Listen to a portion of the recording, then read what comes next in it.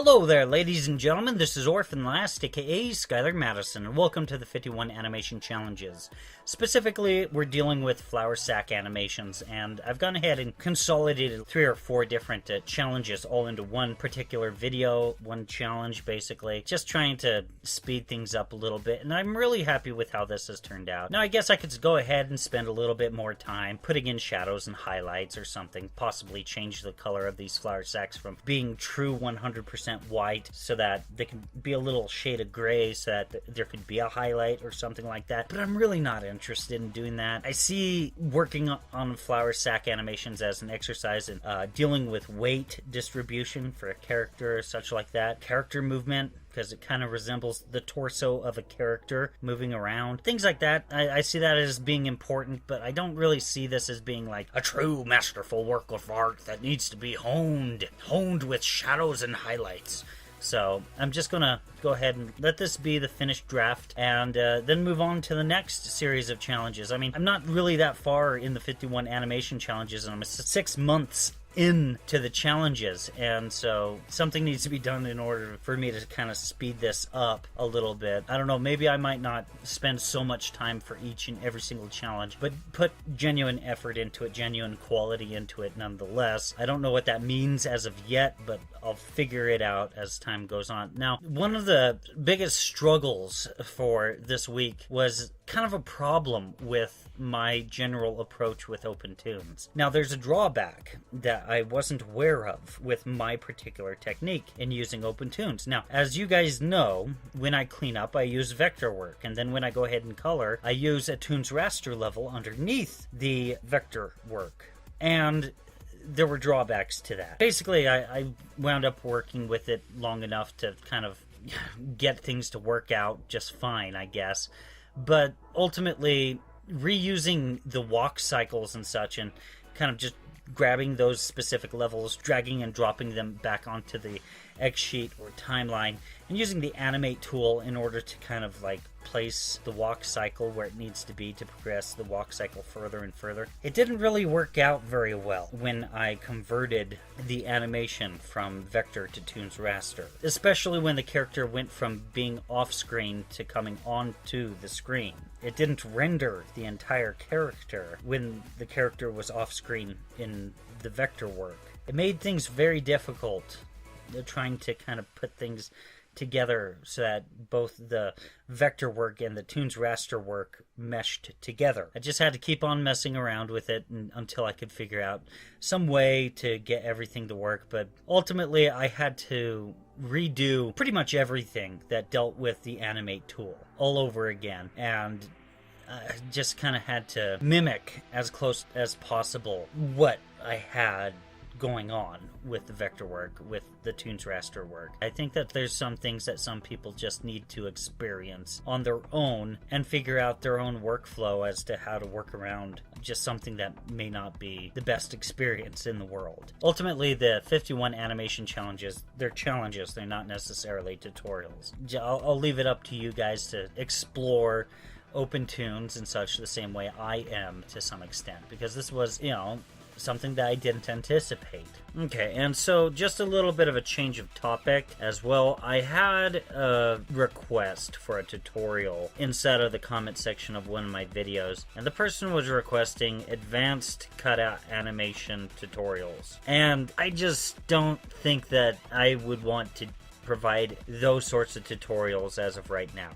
Maybe in time when I go ahead and create a bounty or a crowdsourcing project for envelope distortion or something like that for OpenToons, then at that point, yeah, I would love to probably do cutout animation tutorials. My main issue right now is I don't really feel as though the plastic tool is as versatile as it likes to make itself out to seem. Also, the plastic tool tends to lag out your entire computer. Like, if you have more than 2 or 3 plastic meshes on your screen or inside of your scene, in general, it'll lag out your entire computer. The skeleton tool, it'll lag out your computer. And so SnapEye, what I can say, SnapEye, he actually doesn't even use a skeleton. He just uses the parenting instead of the stage schematic, and sometimes uses hooks. But generally, right now, if you're looking for tutorials on cutout animation, Darren T actually provides some pretty decent tutorials. To me, it seems like he's really book smart, so he's able to really figure out the ins and outs of OpenToons. So that's something cool about Darren T. But he kind of struggles with, you know, the actual drawing end of animation. And, you know, the thing is, it's a little bit of a critique, I guess, but if someone has a burning desire to be an animator or to sing or to dance or whatever, we all have to start somewhere, and that little critique that you just heard me say is not geared towards hurting his feelings or to say anything negative about his channel. Darren T seems to know a lot about OpenToons, so if you guys are looking to learn more about OpenToons, that's a good place to look. Whereas my channel, I do plan on, you know, teaching a bit here and there as time continues, but I'm more focused on the animation side right now, where it's me learning different techniques of animation, different things, different tricks, by doing the different exercises or challenges and such like that. That's what I'm mainly focused with. Now, if other people happen to be doing the 51 animation challenges alongside with me and are just really interested in, you know, seeing my approach versus their approach,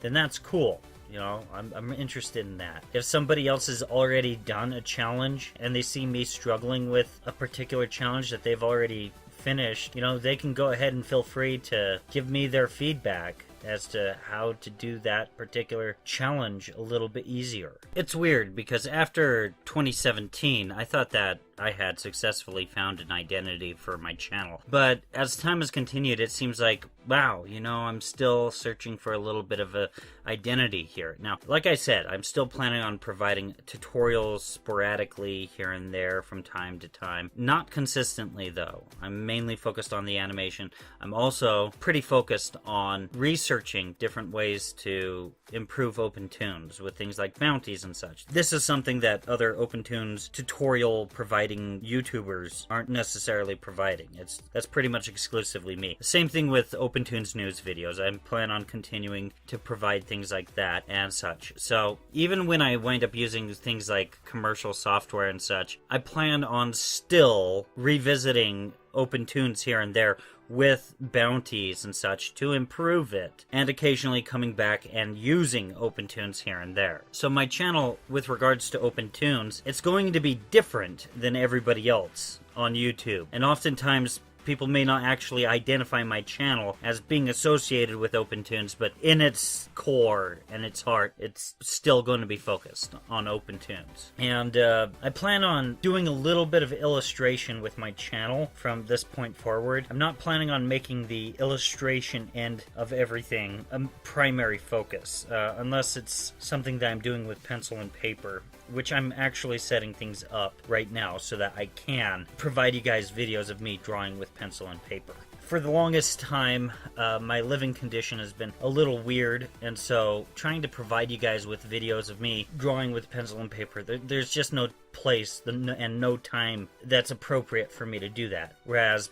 pretty soon here, I'm going to be able to actually do some illustrations with pencil and paper, which is a good thing because for the longest time, I've had people, especially children, asking me for tutorials on how to draw with pencil and such like that. And that's something that I've been wanting to get into. I remember being a little kid and struggling and wondering how to draw and all that, and, you know, just having someone that's a little bit more experienced or something kind of giving feedback or something online.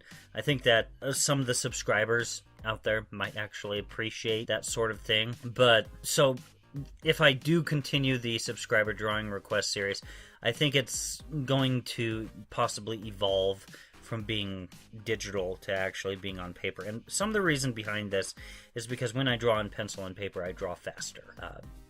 I just do. And also because when people ask me what do I want to do, here I am, I'm focusing on all these different types of illustration techniques, and I want to be an animator and such, and I talk about all these different interests that I have, and I have professionals telling me, well, just figure out what the heck you want to do and go after that. Stop trying to, do everything.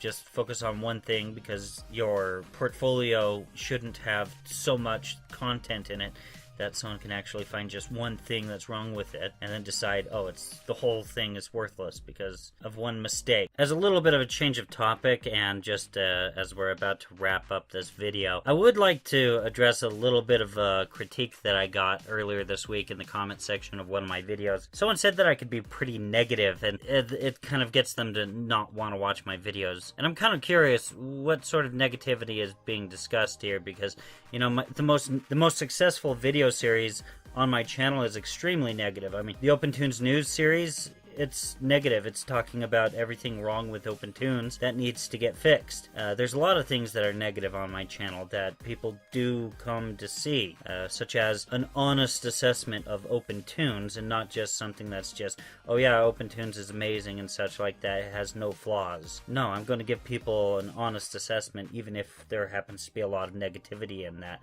So I'm curious what's meant by that. I don't know.